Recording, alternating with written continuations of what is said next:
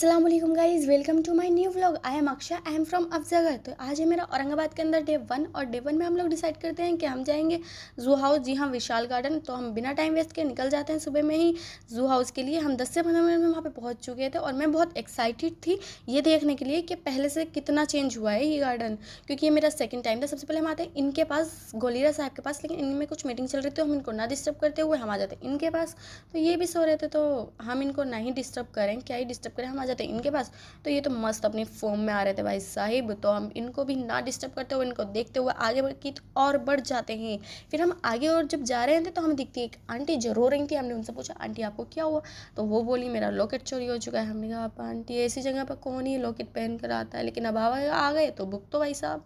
फिर हम उनको ये कह के निकल जाते हैं आगे की तरफ। भाई साहब पहन के नहीं आनी चाहिए ये चीज़ें, गोल्ड होता है ना, गोल्ड का तो हर जगह आफत ही है।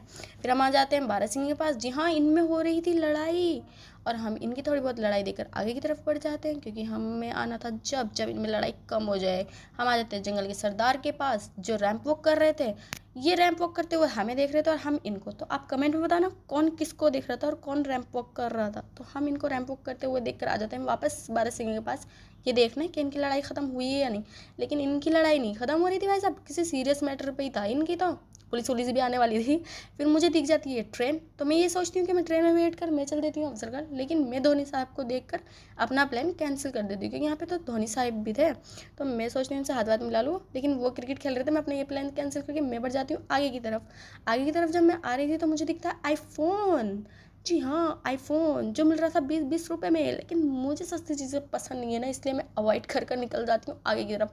हम निकल जाते हैं जू गार्डन से बाहर, क्योंकि हमने पूरा जू गार्डन घूम लिया था, और हम निकल जाते हैं घर की तरफ। जब हम घर की तरफ आ रहे थे तो मेरे भाई बोलते हैं कि मैं तुम्हें यहाँ की फेमस जलेबी खिलाऊँ। तो मैं कहती हूँ नहीं भाई हमें खानी नहीं है, आप पिक करवा लें, हम घर जाके खाएंगे, क्योंकि वहाँ पर बहुत भीड़ थी।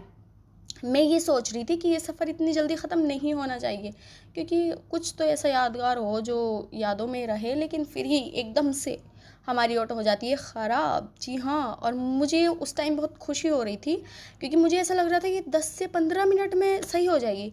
लेकिन गाइज़ असलियत में सच्ची में ये आधे घंटे में सही हुई थी पूरी। और भाई साहब मैं तो फुट पार्क पे ही बैठ गई थी, क्योंकि आधे घंटे तक मेरे अंदर तो हिम्मत थी नहीं खड़े होने की।